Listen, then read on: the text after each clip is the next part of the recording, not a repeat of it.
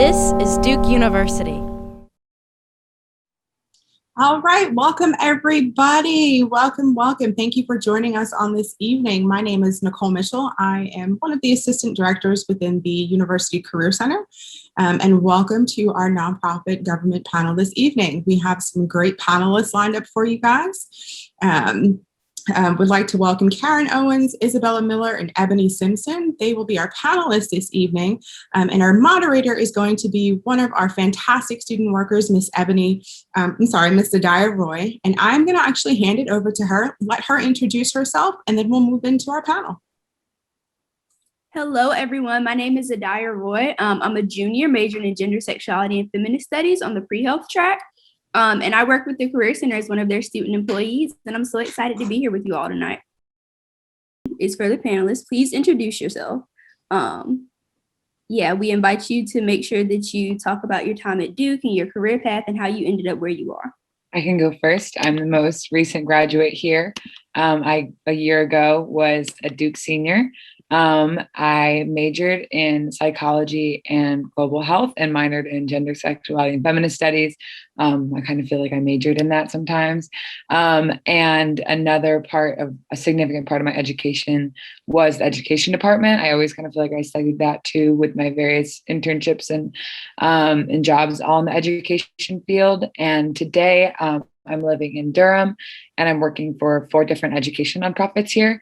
I work for Book Harvest and KIPP College Prep through Duke Service Learning Literacy Core program. And I also work as an academic coach for both Durham Children's Initiative and Student Youth. So I'm kind of tied up in all these different education nonprofits in Durham at the moment. Hi, I can go next. My name is Ebony Simpson. I'm from Dallas, graduated from Duke in 2012, and I studied public policy.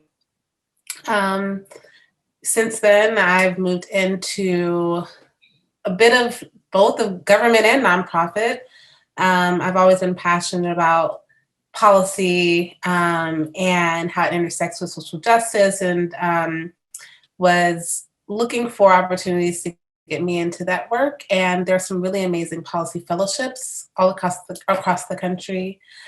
And I ended up applying and getting accepted into the New York City Urban Fellows policy program. And after that fellowship, which actually happened during Hurricane Sandy, I got thrown into a whole nother world I never expected of disaster recovery and government operations. And then I actually moved into nonprofit about 4 years ago. To really kind of continue my passion for policy. I actually worked in government relations and then moved into all kinds of roles before now being the co-executive director of the Lower East Side Girls Club in New York City. And I've been in that role for almost a year. And yeah, that's my journey. Looking forward to chatting with you all.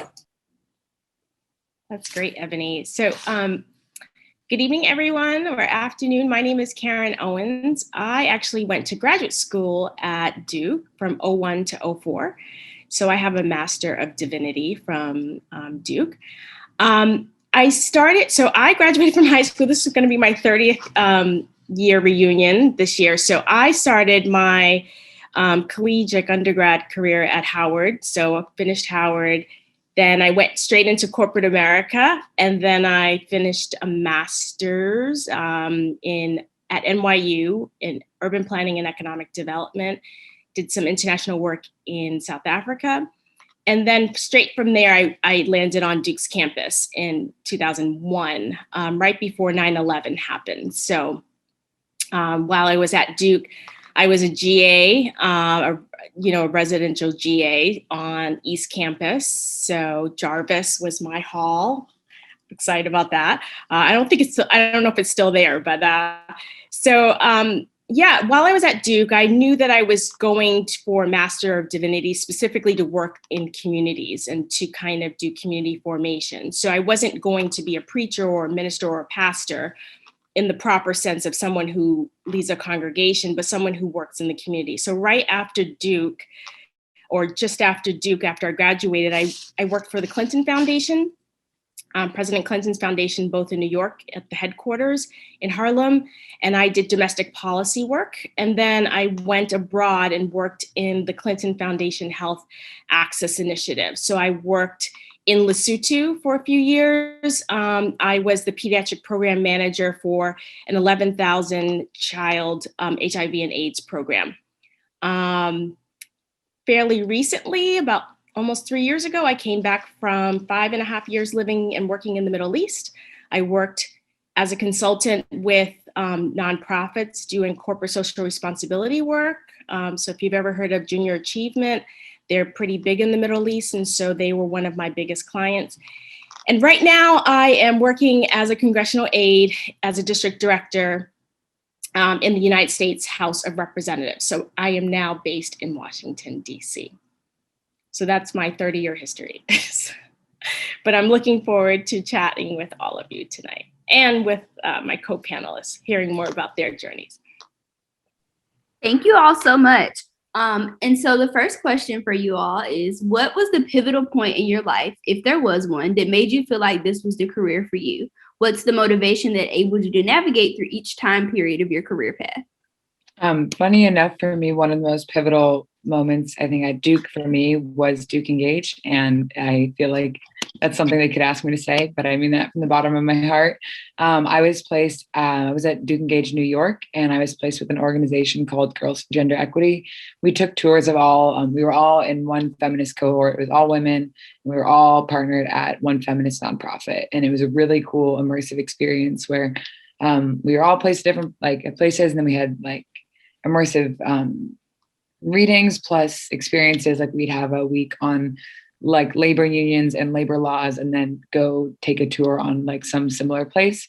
And we actually visited the Lower East Side Girls Club, and it was the coolest thing I'd ever seen. I could not, I'm not sure if that was I think it's the right place, but they had a planetarium and all these really cool things. Yeah.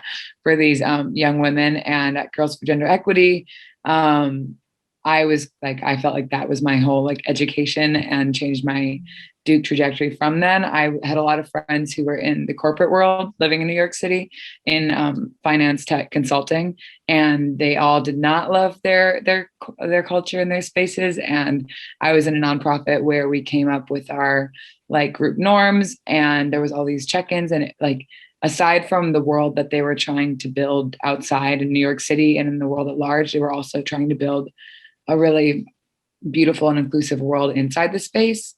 And for me, with the passions that evoked in education, social justice, restorative justice in schools, along with that, and just the space they were building inside the organization kind of just drew me to continue along that path. And that's why early when I mentioned that, I feel that I kind of majored in education. After that, I just ran with it. I was in a group, I was on a project called the Schools Our Girls Deserve Project.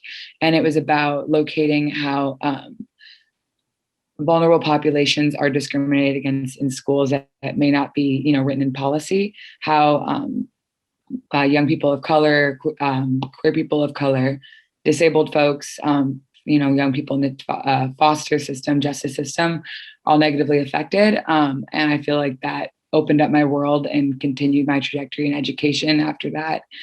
I worked a lot in the Duke Service Learning Department for several different community organizations and classes, for a course called Health and Culture in Latino Communities, also one called Education Psychology, and then I joined a group called Bass Connections, or Bass Connections Community Schools, and just from then on, it was kind of like a spiral in the best way into the education world, and that's actually what led me to the jobs where I have now, which will be, a later question, but I definitely think that long-winded, that Duke Engage was what, catalyzed me into the spaces I'm in today. I'll piggyback off that. Lila, you did look familiar. I think I met you when you came for a tour. So the reason why I say that is because I actually did the same program that Bella is talking about, but it was before it was a Duke Engage program. So I did Duke Engage, but I did it in Belfast, and actually did work for a nonprofit that worked on policy advocacy for vulnerable populations and immigrant populations in Belfast, Northern Ireland. But the year before that, I did a program called Moxie Project, which was out of the Women's Center, and it placed Duke students in New York at in New York-based feminist organizations. And it eventually migrated into Duke Engage program, but I was actually the first group cohort. I may do myself a little bit, but I was the first Moxie group with there was like 7 or 8 of us. Actually, funny enough, I just celebrated one of my best friend's birthdays yesterday, who I met through Duke Engage. I mean, through the Moxie Project, who's living in New York as well. But similarly, that was what was my pivotal moment. I actually interned at the Lower East Side Girls Club a little over 10 years ago. And my Moxie placement was at the Girls Club when they were just working in a little 3,000 square foot facility. And by the time I moved to New York, back after college, they had built a 35,000 square foot facility that has a planetarium and all these incredible programs. And I always knew I wanted to work there, but I was like, I don't know, how's it gonna work? I'm passionate about policy. I want to go to law school. Like I had all these things I was thinking about, but I kept going back to that experience of my working there. And I, into the question Eleanor is asking about networking, I mean, I maintained my relationships with the Girls Club after I moved back to New York and actually volunteered with them. I was a mentor, I was on their junior board, and then I had an opportunity to actually manage their government relations. So I took a pay cut and left and went to that job because I knew that that was the place I wanted to be, given my experience when I was an intern and given what I knew I was passionate about. And I just felt really lucky to be in a position to still dip my toes in the policy and government and advocacy work, but being able to do it in the lens of what I was passionate about. So yeah, very similar kind of story and kind of trajectory in terms of that, Bella.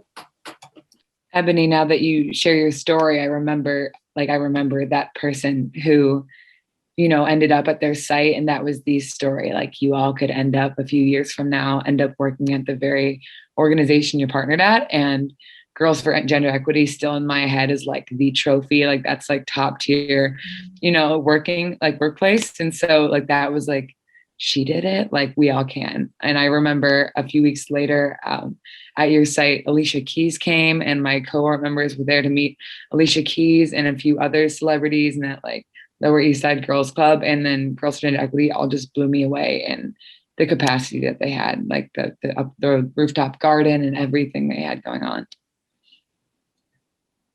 Oh, that's awesome.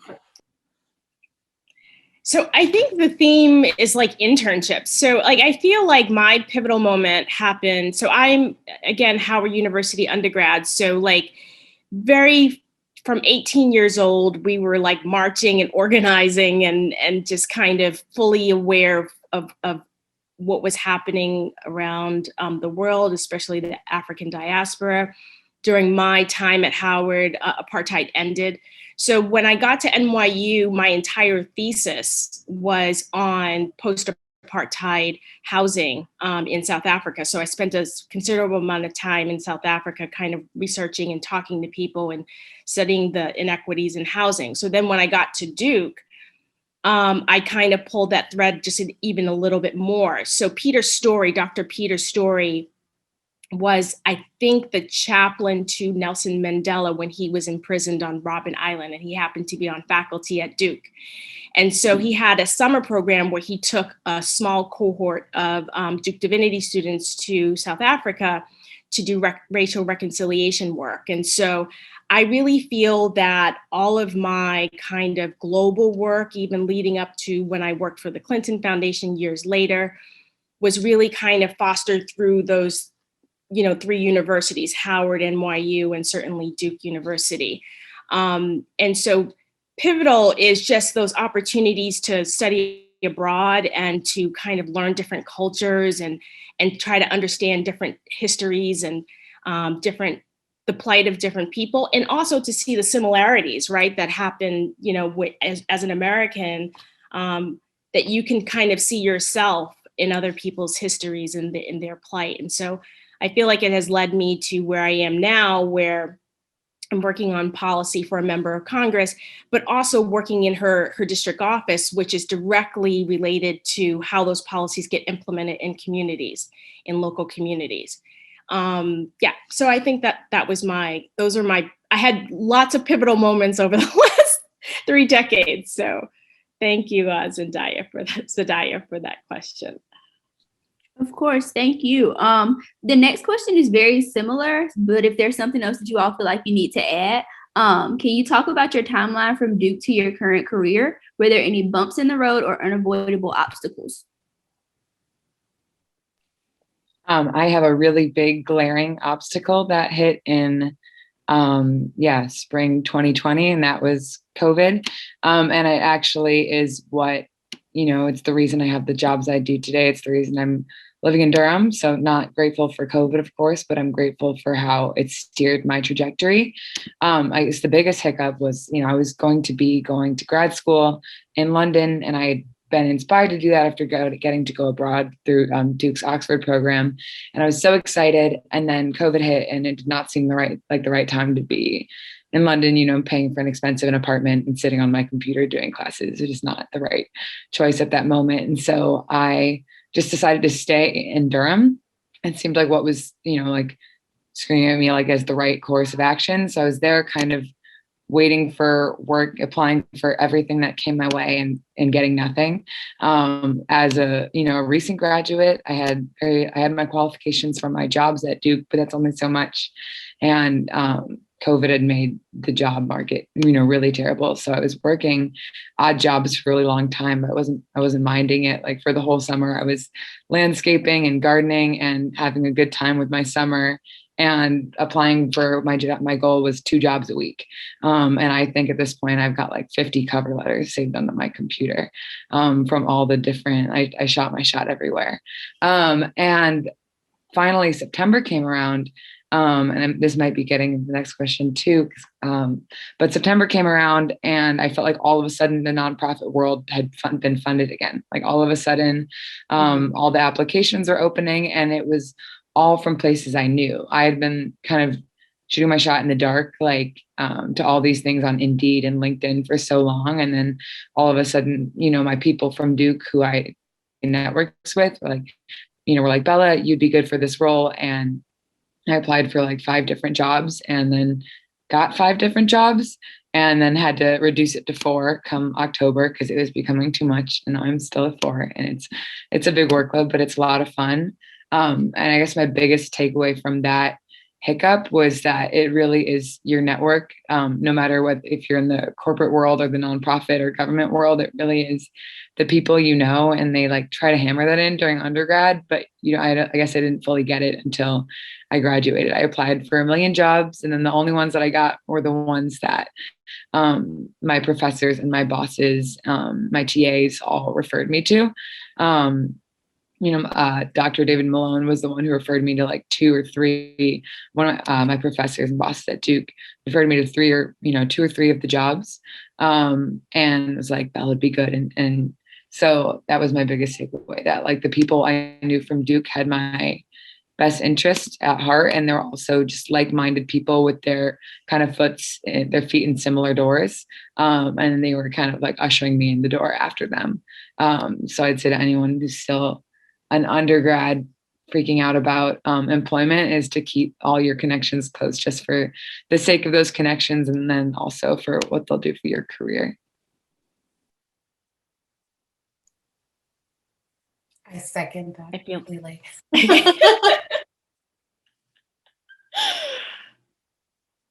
Yeah, I haven't had any real kind of bumps. I just feel like every turn is a redirect, and I'm fine with that.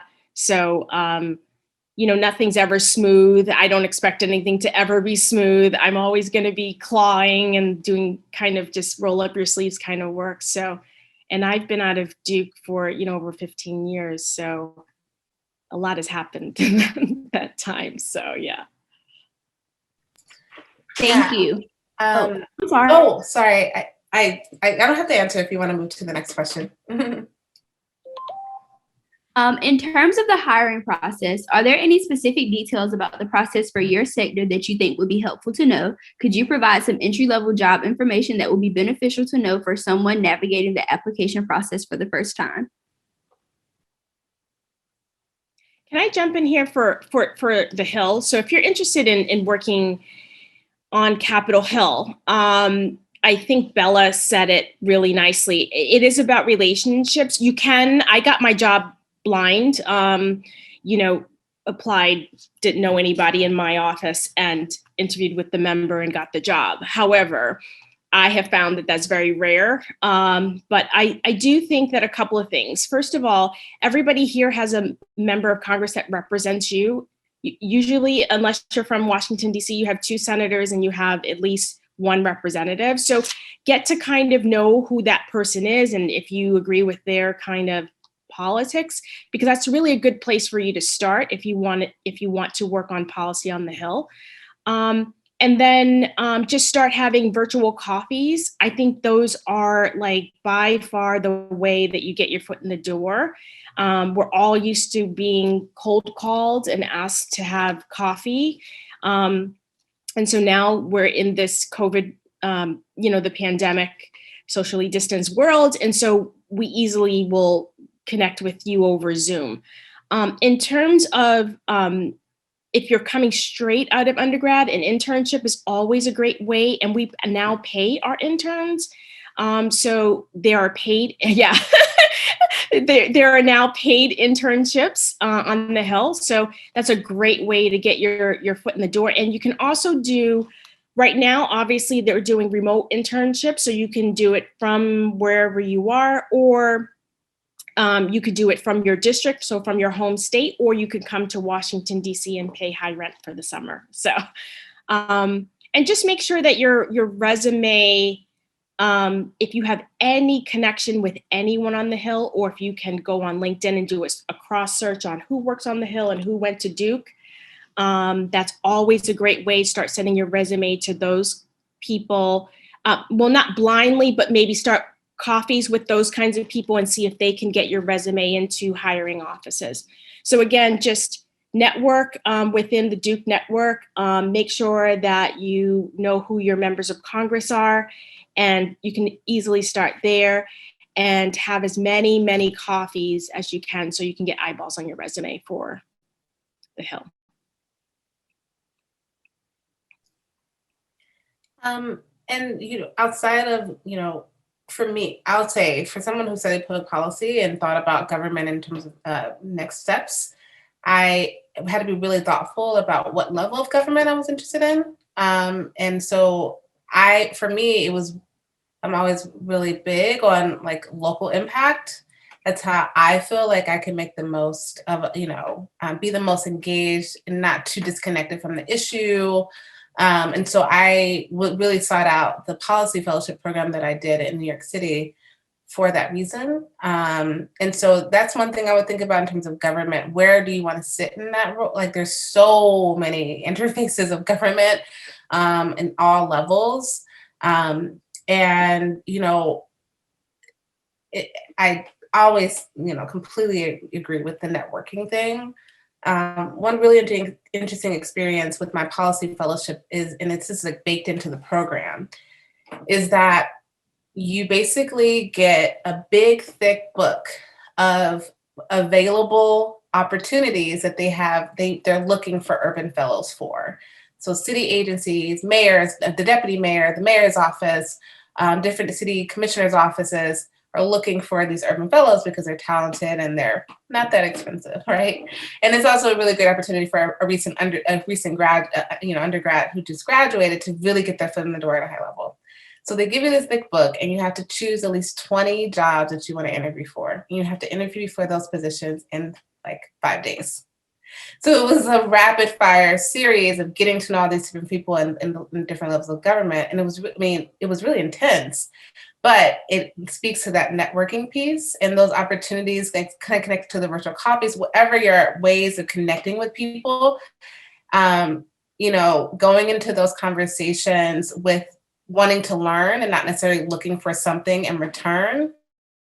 We're looking for a way to engage and figure out how you can just, learn more from them and build a relationship with them. And so I got my job right after the policy fellowship. I had the opportunity to stay in my policy fellowship role full time after my fellowship ended. But I got an offer from someone who I'd interviewed with back in the process, who I didn't even have to apply for the job. They were like, I have this job for you. And it was an opportunity to manage this huge new project related to the Sandy recovery effort that the city was doing. So no experience in disaster recovery, but I hadn't built connections with those people through that interview process. So similar, it doesn't have to be an interview, it can just be coffee, but that is always, the best way for anyone who's fresh in a field that they're interested in, even if you've been out of school for 5 years, but you wanted to get into a whole different career, which is what I ended up doing. I went from policy to nonprofit. It's always useful to, just keep your network as broad and keep those connections with people that you have met for as long as you can. My next job in government and in nonprofit, I also didn't apply for because I kept in touch with the Girls Club after my internship and stayed involved. So you can never underestimate the power of relationships and keeping them genuinely keeping them, not just for the sake of, just want to stay in touch with you, stay in your mind, but building these relationships authentically and letting people decide how they want to invest in you based on that relationship. And my one piece of advice may kind of hit with maybe Duke seniors, anyone about to look for a job, but when I was interviewing for a job in the fall, I was on the phone with someone from the Feminist Majority, a feminist nonprofit and lobbying group. And I was on the phone with her after she'd seen my resume, and she said, "You're a lot more impressive than your resume makes you look." And I was like, it's kind of an insult, kind of a compliment. I'm going to try to take it in a good way. And she followed up with, I was going on about my organizing experience, which I didn't feel like, deserved a formal space on my resume. I thought the only things I should put on were my formal roles. Like I was president of this club and I worked for the service learning department. I didn't think to put organizer for this student group or organizer for this, or even when you don't have a formal role in something and you're just a group of students who get together when something on campus is happening that's wrong, even that is valuable experience that they want to know about. And I had no idea that it was something I should be putting, because I told her about all the various things that I never thought to put on. And she was like, "Oh, you have like 8 organizing positions that you wouldn't have on your resume, and I wouldn't think you were qualified to be an organizer otherwise." And she cared way less about the positions that I'd put down in my role. So I think specifically for people looking for the nonprofit world, I know that people who go into the nonprofit world are often organizers. Those are often mixed worlds, and those experiences are really valuable. I was looking in the chat of who's here right now, and I recognize 2 student organizers, undergrads that I know here, just from, research and even these kind of meetings. And advice to everyone is to make that really big and clear, because they're really important experiences. Yeah, I'll add to that. I mean, I'm now an executive. I'm a nonprofit co-executive director, right? And I am tasked, and I'm 30, and I didn't expect to be running a nonprofit at this point in my career, especially in the middle of a pandemic. And a lot of the work I've been doing over the last 8 months has been to really transform the organization and bring in new and fresh talent so that we can be successful as we build into these really ambitious goals we have now that we're turning 25. And, one thing that we think about, what I'm thinking about when I think about entry-level roles and opportunities, is that nonprofits in particular are always resource lacking organizations, and they are looking for folks who have the ability to do multiple things. And so really being able to describe your skill sets and being diverse about them, and don't feel like you have to have been an expert or done things for a million years. If you're a good writer, if you know how to use spreadsheets, if you know how to, write essays, you probably know how to write grants. So there's so many skill sets that you've already acquired in your curricular experience, especially going to such an incredible university like Duke, that you shouldn't sell yourself short. It's because of maybe a resume says have 2 to 3 years experience. It's really about conveying the skill sets and being able to show them that you're mission aligned and that you're willing to learn and grow and be flexible and adaptable. So for someone like me, if as I look for new talent, like that's what I'm looking for, and not necessarily someone who has had, so much relevant experience. So don't sell yourself short. And I just want to kind of piggyback on what Bella said. Be really thoughtful and descriptive and kind of like brag about what you've done, even if it seems like it's not that significant, because it may catch someone's eye and their attention. Thank y'all so much. For the next question, how has your current sector and the world of public policy changed due to COVID-19, and what does that look like now? Well, I work for the federal government. We're still open. We're still, kind of full steam ahead. I think the only obvious thing is that there's been an administration change, so policies are shifting and those kinds of things. And then where I work here in DC, with the insurrection that happened on January 6th, physically the Capitol Hill looks very different and is very different. So, but otherwise, your tax dollars pay my salary, so we are fully open and ready to go. So yeah, I mean, we don't have so I guess I should say our offices are not fully open because of COVID, but we still service people just like we normally would, just socially distance. Karen, it's so hard to go after you because you're like, oh, and when I, post-apartheid went to South Africa or after the insurrection, I'm in these buildings. I'm like, yeah, I'm just here in Durham. So you're allowed to follow up. But I work with kids in the nonprofit world, and obviously in the nonprofit world, and it's really different to work with kids virtually. And that's all the nonprofit work is all with kids in different capacities at the moment. And it's hard to be honest, because the whole reason you want to go and work with kids in the nonprofit world is because they're really invigorating and exciting. And yeah, it's not at all for money, and it's not for clout. It's just because it's exciting and fulfilling and energizing. But behind a computer, it can kind of lose some of that because you just, the kids are on their random platforms doing their best, and you're doing your best to engage them. But it can be really challenging. And another element that's been I guess a big drawback of working during COVID is in your first year, that's like when you make friends at work, and when you make your community and you make those network connections that are your next stage,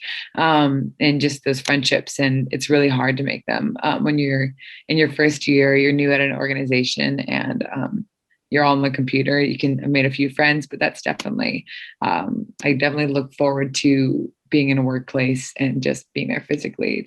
It's interesting having your first job, your first real full-time job, be completely on the computer.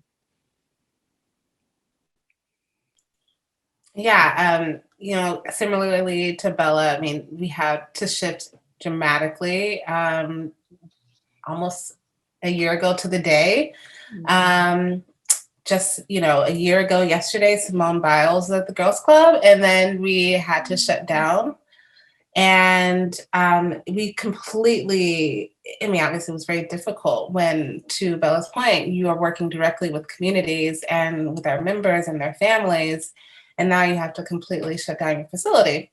And so what we chose to do is, because we do have a really large space and we have a full commercial sized kitchen, is we just went straight to food supplies and support. We also have a full sewing lab. So we started sewing hundreds of masks, and we just started raising money to give directly to the community. We give cash directly to our communities and family, members and families. And, we have not stopped doing that work. So although we have made all of our programs virtual, We did in the summer open up in person again because we had this huge space and could socially distance and use outside space. But then we shut down again in the fall and have been virtual since then. And it's really hard. We're turning 25 this year, and we can't have an in-person end of year celebration or gala to really commemorate this big year for us. And so it's really difficult, but we have leaned in on the fact that we do have this capacity to serve hundreds of families with meals every week. And so that's what we do outside of our programs deliveries directly to our members is we have been serving thousands of meals. We've served probably 60,000 meals since the start of the pandemic and thousands of dollars and are actually trying to move into our next phase of opening a community wellness center. And so we're trying to do a lot of virtual things right now. It's really, really difficult because engagement is not as high. We work with a low income population that don't have the same access to internet, to devices. There's one computer for 5 kids in a house. It's just really, really hard. And so we've been almost turned into a social services organization, even though our main goal is really to provide opportunities that are beyond that. When you think of the hierarchy of needs, we really want to be able to get to those higher level needs. And we have to right now focus on the basics. And so that's what we're doing as much as we can, as well as trying to elevate to the next step. It's really hard. But luckily, though, there's been a lot of support with nonprofit amongst the nonprofit world to facilitate these type of needs for the community. And so we've been lucky to be recipients of that. I kind of want to, I feel like after listening to Ebony, I realized I only reflected on my experience in the virtual world. I think it's also important to share what these kids' experiences are, because they're definitely a lot harder than mine. I'm like, oh no, I'm sitting at home. But a lot of the kids, as Ebony said, they're mostly on, it's in low income populations, the students that we're serving. They're mostly on school laptops, and they're on school provided hotspots that are really shaky with the internet. So I'd say half the day is trying to hear the students speak as they break up. I work in an ESL classroom at a school, and you can barely hear most of the students. And then you just see all the different, all the intersecting things that you learn about in school, like the ways that racism and classism and food insecurity, the way they all collide, also heavily exacerbated during COVID. And I guess the one beautiful thing that has come out of it is watching the nonprofit network, as Ebony said, really spring together and kind of form coalitions of some sort. I'm an academic coach for both Student U and Durham Children's Initiative, and this is Durham Children's Initiative, its first year of this program, and they launched it in response to COVID. Like, our students are the highest need, and they're getting the least of their needs met right now with school being remote. And so Student U didn't gatekeep at all. They opened their books and were like, this is what we do. You can take all of it. And it was cool. As someone who's working in both, I get to kind of bring all the resources I have from Student U to DCI, and then DCI has a good idea and I bring it back to Student U, and there's no competition. It's just a beautiful collaboration and sharing of ideas and resources. And even among different ones, I work with these kids at DCI, and they don't have a lot of books because they're not in school. And then I also work at Book Harvest. And so they have nothing but books to give. And so I get to combine, where all the resources are and where the needs are, and, put those puzzle pieces together. And I get to bring the books to those students who I know. And even thinking about how mutual aid networks and nonprofits are working together right now is really huge. I work heavily with a mutual aid network in Durham called Feed Durham, and they're so eagerly, trying to be creative and meet the needs of all anyone in Durham in any capacity. And they found out that some of the students I work with are experiencing food insecurity. And so every time I leave, any night I leave, they give me a whole truckload of food, of rice and beans and produce that they're all growing out of their own gardens. And it's a really cool, beautiful, symbiotic process. So amidst all I guess you're watching the world unfold in a terrible way around us. You're watching all these people who are so invested in their community all come together and be really creative with resources. And I think that's encouraged me more than anything to stay in the nonprofit world, watching right now as corporate companies, hoard their wealth and be greedy and not advocate for any policies that would be important to vulnerable people right now. And on the other side of the spectrum, you see nonprofit folks stretching themselves to the ends of the earth and really coming together to meet everyone's needs. Thank you so much. Now we're going to move to the more specific sector questions. My first one's for Ebony. And there's a recognizable sense of more profitable compensation and security when you think of like state and federal work when it comes to public policy. So how would you address misconceptions concerning career longevity when it comes to nonprofit work? Do you mind just repeating the first half of your question? There's a recognizable misconception about there being more profitable work when it comes to state and federal work. And so how would you address that when it comes to career longevity in nonprofit work? Yeah, I mean, yeah, it's not it's not a misconception per se. It's actually quite true. It's a lot of money in government, right? Especially depending on what level of government, what kind of city you're in. New York City,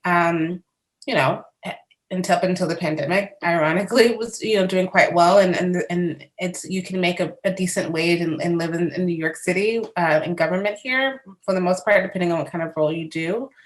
Whereas the nonprofit world is all depending on the capacity of that nonprofit to raise money and to really leverage their funding streams. And so for someone who is interested in going into government versus nonprofit, there's an issue around costs related to that. My experience was literally taking a pay cut to leave government to go to nonprofit. Ironically, though, I was underpaid in the government level because I was young. And when I decided to leave, they decided to, oh, no, we'll pay you more.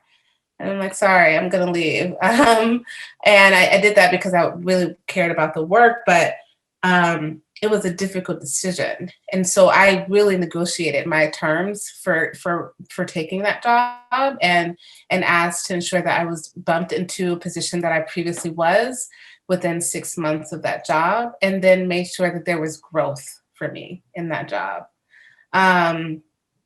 Taking a position and not knowing what the organization's vision is around what's their strategic plan for the next 5 years. Is there room for me to, financially grow in this position?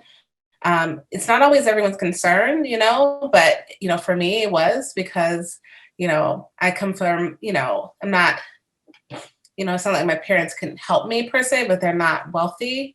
And I needed to make sure that I was able to sustain myself in New York. And so those were big parts of my decisions. And so I had to make sure that those things were viable for me. And even though, maybe lower level positions, you start off making a certain amount that may not be long-term sustainable, if there's growth there and there's room for you to really get what you need salary-wise, that is possible. Depending on the type of nonprofit, the city that the nonprofit is in, you can make really, really significant money in nonprofit. It just depends on what nonprofit you're in and what that nonprofit's capacity is. Just like looking at a company or what city you're working in. Those are all things you think about as you navigate that space. So I would recommend looking at their 990, doing research on what their, what their capacity is, how much money they raise, how much money they have in their bank, what their general salary ranges are, and then make decisions from there. But there's money in nonprofit. It is still a business, and it all depends on where they work in the economy, right? So just looking for that as well. I know this question wasn't for me, but I just want to kind of echo when I was at the Clinton Foundation, I got paid actually very well with a full benefits package. It was actually more than what Congress actually, when I came to Congress, I was shocked actually. But the only thing about my benefit package here in the Congress is that like my federal student loans get paid directly. So I don't have to come up with that money. I have a full like retirement package. So I think you got to kind of look at what is being offered. And then also, I think Ebony already said this, local municipalities, depending on where you are, pay very well. Washington, D.C. pays very, very well for the mayor's office, city council's office. So local, and I think some of the local nonprofits and even the national nonprofits that are headquartered here pay quite well. So negotiate your worth for sure and do your research. And a funny note to end that question on is the misconceptions that my brothers have on my work. They knew that they're younger, and they knew that I worked in nonprofits. They didn't know what my jobs were per se. And about like 4 months into my job, they're like, so how's it like paying rent and paying bills without getting paid? And I was like, what? I've got plenty of jobs I get paid. And they were like, oh, but we thought nonprofit meant non-paid. So they thought that since graduation, I was working for free, which is very altruistic, but not really realistic for anyone. Thank y'all so much for that. My next one is for Karen. How did you get connected in the global health sector? So it was my study abroad. So I literally picked up the interest really from my first study abroad, which was at NYU. I did, I think I mentioned earlier, I did my thesis on housing issues in post-apartheid South Africa. But during my summer in between my 2 graduate years, I also took a global health course. It was jointly offered by NYU and University of Cape Town. So I literally was immersed in like global health issues. And if you do anything pretty much in the developing world, I'm shocked if you don't touch some global health issue. Usually those issues just naturally conflate. So that's how I ended up doing, kind of really getting into global health was really through a study abroad course. Thank you. Now we're going to move into the audience questions. The first question I have is, what does networking in nonprofit and government areas look like? How did you learn about job opportunities? Much of mine were actually from Duke emails, like, Duke emailed Sanford in a big blast that included this event, but the education program in education at Duke just sends everything they hear about, and they're very well connected in Durham. And so most were listed on those newsletters. So I actually very religiously read all the Duke newsletters. And then from there, every place I work for sends all the newsletters of the places that they know. So it's kind of just like more and more things unfolding. But again, I'm only my first year, so I'm sure there's many more layers to it. Do you want to go, Ebony? Oh, no, please. Okay, so in terms of networking in government, it's just the culture that you just, again, the coffees, the kind of emailing back and forth, the phone conversations, those kinds of things. Learning about job opportunities, especially for the federal government, are easy. USA Jobs is for any job that is in any federal agency. Capitol Hill is a little bit different, or the Hill or Congress is a little bit different. So the Senate has its own jobs board, which you can sign up for. And then the House, every Monday, the Chief Administrative Office sends out a list of all internships and all job vacancies. So if you're interested, you can sign up for that, and that'll land right in your inbox every Monday afternoon, I think it is. And also, if you're looking for a job in Washington, D.C. or on the Hill, bradtraverse.com and tommanitos.com are really good kind of ways to kind of find nonprofit and government job opportunities. I think they cost like $5 a month, but I mean, they're well worth it because a lot of times jobs get posted there before they hit the actual website for the Senate and the House. So. Yeah, and in terms of networking itself, I remember how daunting it felt to network. Fresh out of college, I always felt like I would go to the networking events that were set up by the university when I was in college, and then even after college, the Duke networking events that would happen for the Alumni Association, and I always was like anxious about it. It just always made me nervous, and just like it felt really formal. It's like I had to go and bring my cards, and and it all depends on everyone's personality, right? And that's totally fine. And I think, if you are more comfortable in one-on-one scenarios, then that's a really great way for someone to get to know you authentically. And then, and just, I think the Duke network cannot be underestimated, depending on what you're looking to do. And particularly in government, I mean, Duke and DC, or that alumni association, is extremely ripe with lots of people who are connected. And if you prefer to do one-on-ones with those people instead of being, obviously we can't do this right now anyway, but in a bar full of people answering questions, or in some type of group setting, then that's appropriate. But for me, I look at networking as it really is getting to know people. And just building relationships, and it's not as simple as like, treat them like a friend, but it's definitely this idea of like, you don't have to be too formal, be thoughtful and be authentic and yourself, and understanding kind of what you're looking for when you go into those opportunities, so that you're, focused and able to get the most out of it. Our next question, what does consulting at an NGO look like, and how does jumping into that work look? So I had my own consulting firm for about a decade. So I actually approached NGOs and nonprofits. And then I think I mentioned that I spent some years working in the Middle East.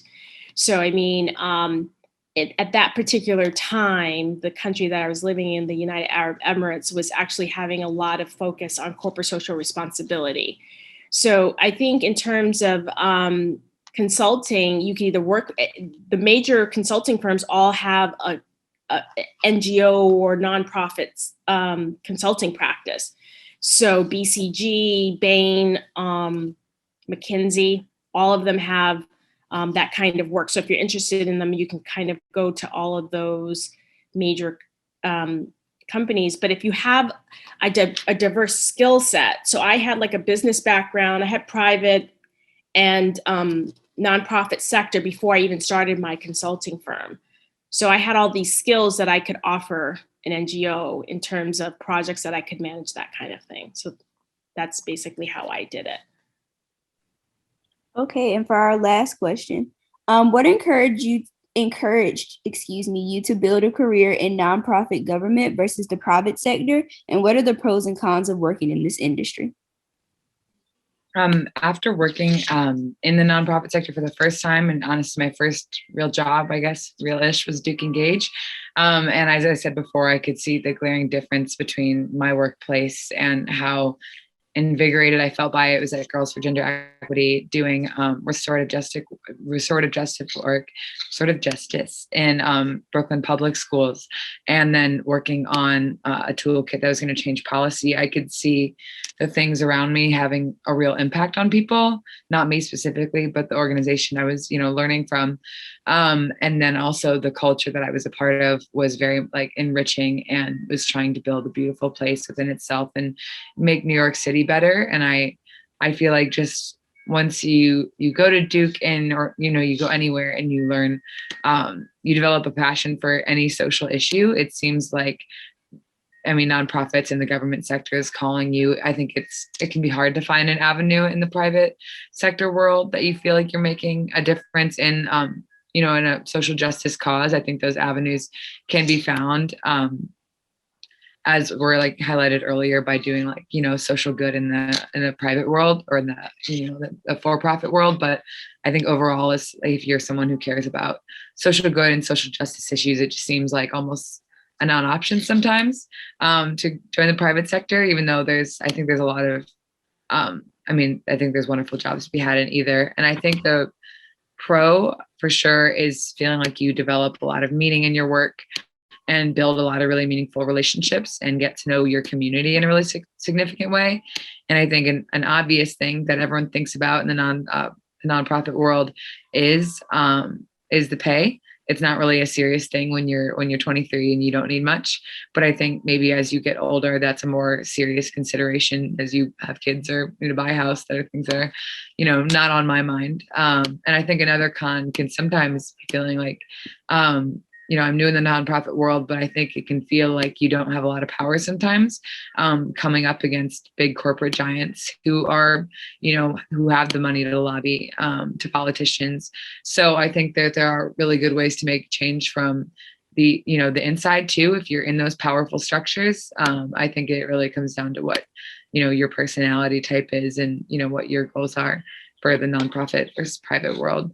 Oh, and then before I step, I also want to make sure we get to Kathy Sykes' question, which I'm also invested in as someone who's an AmeriCorps member. All right, so I'm aware that we're a little bit close to time.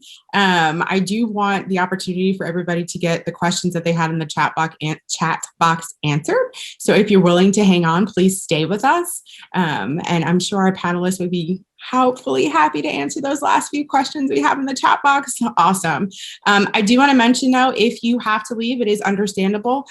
We do have another event coming up that is catered towards government and nonprofit. I'm going to drop that information in the chat box. As you heard everybody mention, networking is key. So this is an opportunity for you to do some networking. So on the 12th between 1 and 4, there will be a nonprofit and government meetup. It's going to be held via Glimpse. So you'll have an opportunity to connect with some persons within these industries and have one-on-one conversations with them. The information is in Career Connections, and you can sign up for this event as well too. So I did want to make sure that I got that out there. Again, if you have to leave us, thank you so much for joining us. We really appreciate it. If you have the opportunity to stay, we're going to carry on with some of the questions left in the chat box. So Daya, if you want to reach those questions, you can go ahead. Can I answer the one on the private sector? Absolutely. Just really quickly. Okay. So I actually spent a lot of time in the private sector, and I feel like the skills that I can offer a nonprofit or the government at this point were literally based on those years that I spent in the private sector, because I literally being able to understand numbers and spreadsheets and supply chains and all of that really kind of makes me more well-rounded and even just more empathetic to the problems that I'm trying to solve. And so I would say be curious and let your curiosity kind of lead you into different sectors. Don't be beholden to one versus the other.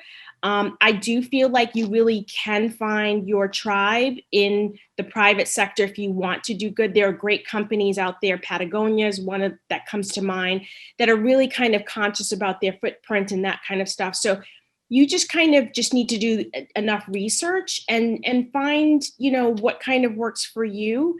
And then over time, you will meander and figure out your journey. But I think while you're young, get as many experiences as you can, try out different things, and don't be afraid to fail.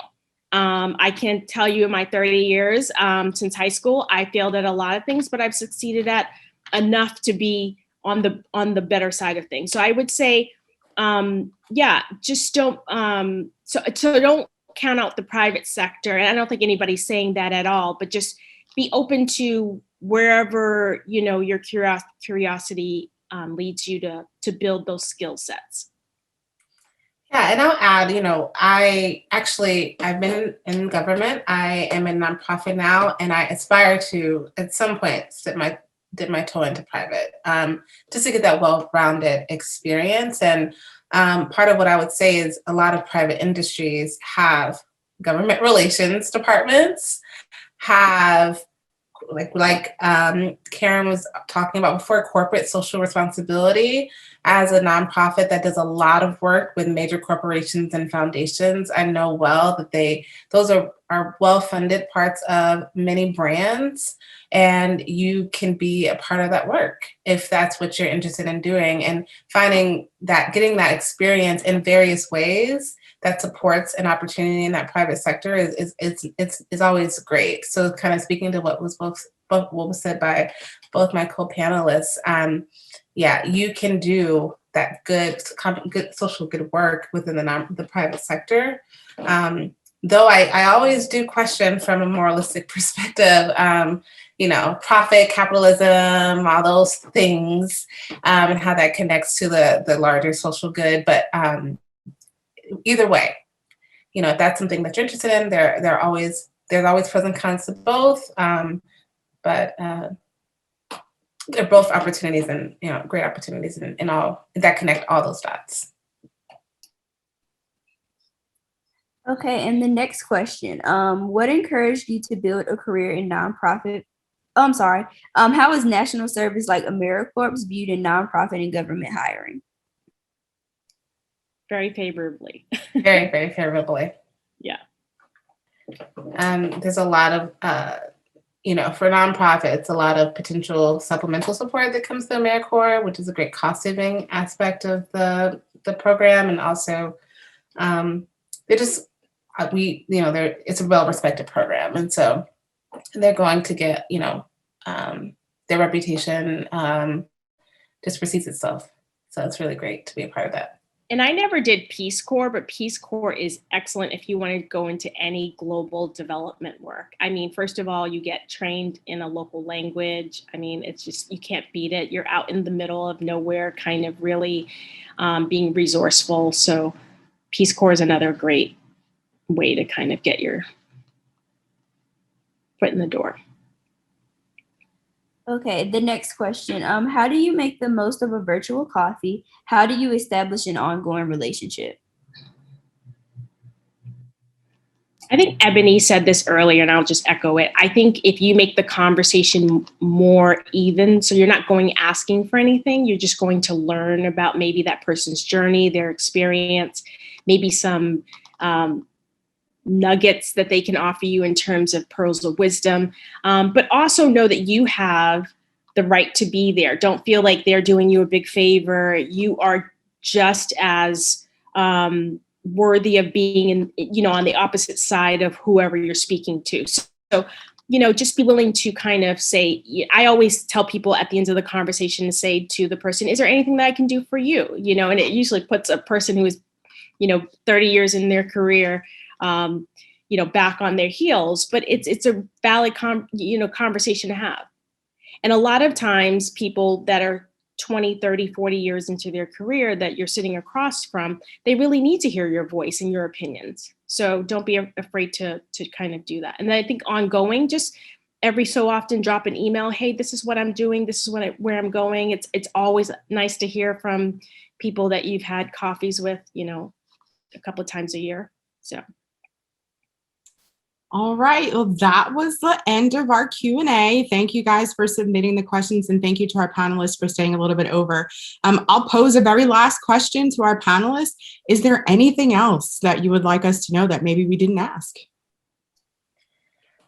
I just want everyone to know here that I am available to questions and emails and anything. So I don't know if there'll be a follow-up with the participants, but Suzanne, Nicole, if you want to share my personal email with the folks who attended, I'm more than happy to hear from anyone. And I'm such a product of mentorship and product of support that I just feel extremely obligated to give that back. And I give a lot of energy and space to that. So please, I'm an open door for anyone who's interested in just chatting more. Ditto. Oh, yeah. My final word is make the most of Durham. I used to think that there wasn't a lot going on here for, in the I just didn't know. And then I found out that it is a huge nonprofit and policy hub. And now I'm deep in it, and it's there the whole time. And my ignorant Duke brain did not make the most of it for 2-3 years. So definitely check out everything around you. And also thank you to my fellow co-panelists, because I'm closer to the ages of all the people who are attending this. Hey. No, I'm closer to the experience level of the people attending. So I'm happy to learn from you. All good. I'm just joking. Yeah, please stay in touch, Bella. And I know you know GGE well, very big fans of them, and all kinds of folks who are doing the work that you're passionate about. So we can please stay in touch as well.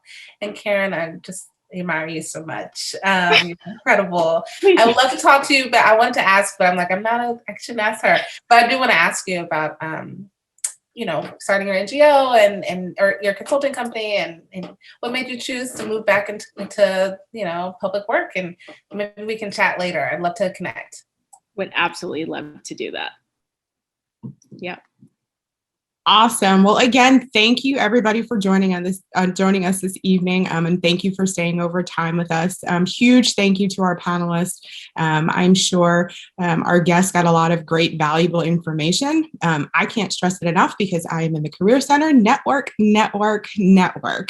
And if you are uncomfortable in any aspect of that, you can make an appointment with one of the advisors in the Career Center, and we will gladly share some resources. I will gladly do some mock talking with you, and we will make sure that you get comfortable with that. At any time that you want some assistance, go to the Career Center website through Career Connections and schedule appointments, and we are happy to help you through some of your questions. Again, thank you everybody for joining us, and we hope you got some great, valuable information. And be sure to check out the government and nonprofit industry meetup as well too. Again, all of that info is in Career Connections. I hope everybody has a fantastic evening.